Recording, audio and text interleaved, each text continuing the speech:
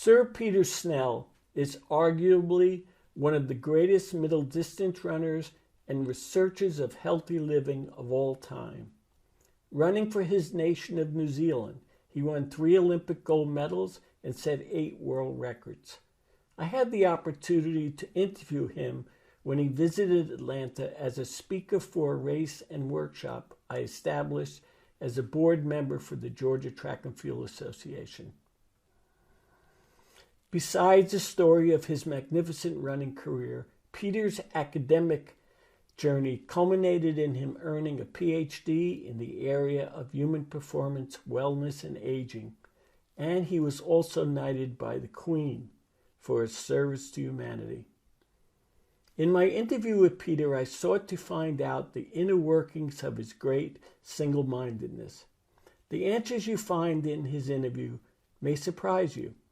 As more than a person who sought to follow in the footsteps of an idolized leader, his drive was to find his inner destiny by adopting a single-minded intensity that provides an inspiration for others in their life quest. He explains in this video how he chose a goal, believes in its achievement, and steadfastly resolves to its actual logical probability. I believe we all have within us, if not the physical or intellectual powers of Sir Snell, we can follow his footsteps to understand better the journey to our own greater self. I just was going to run hard around this curve, and then we broke lanes immediately round, and there was a case of settling in, and I settled in at second to last place. Here comes Kerr of West Indies, and Snell of New Zealand, and Moens of Belgium. And it's still Wagley of Switzerland as they pass the lap for the first time in 53. Up, finished still in front, Moens of Belgium, and here's Kerr trying to get round.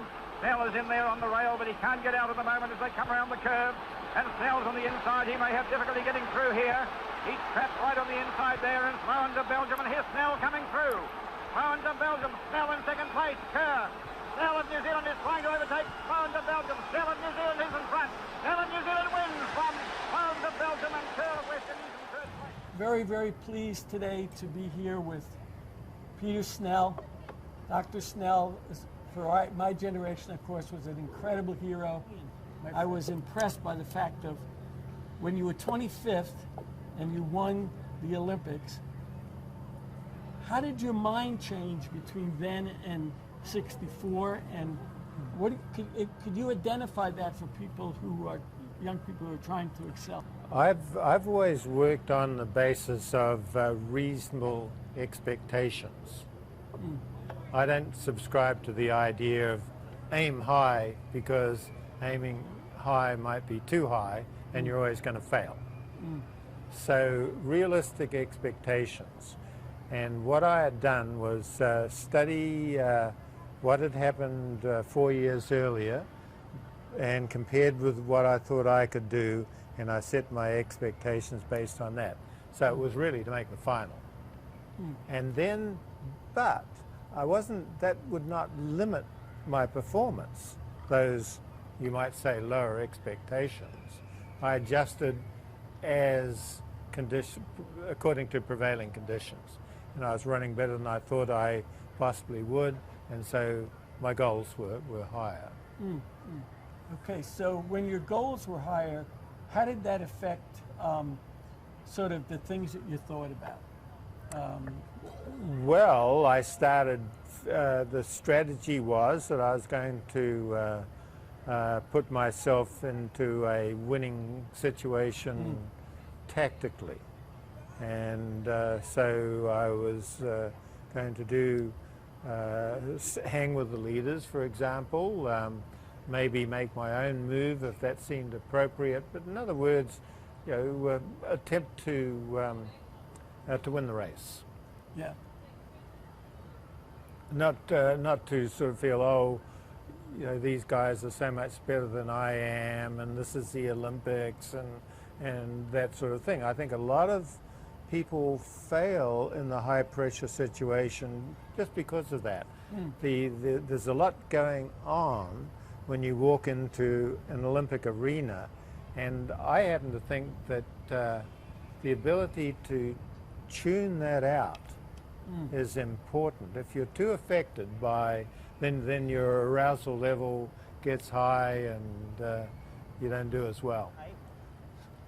When training was hard, I would say, well, I could be like that person down there on crutches, but I'm not. I have, I'm a sound body, and I can do this, and I should be grateful for that. And a lot of trickery to motivate me to hang in there, and when the going got tough. Yeah. And there were other things too. I mean, it was not a no pain, no gain thing, but being able to complete the training as an end in itself, and with the expectations that if I did that thoroughly, then the results would come. Yes. And taking also a long-term approach. And of course there are down patches as well, which is why coaches are important. Yes. That's the inspiration for people today. They're from a different generation. Probably the training is different, but everyone gets inspired by someone. See something and say, I want to be like that. I can be like that. Yeah, I don't think it was quite like that for me. I wanted to do well at something. It was a question of finding out what that was. Oh, okay. And I didn't think it was running because I didn't understand the huge difference that training made in performance in running, and it's huge. And so that would be an important message I think I need to make, that if you're competing against someone who is beating you, that other person is probably better prepared, doing more training. Yes. And it's not necessarily a talent thing. You can't always make that assumption.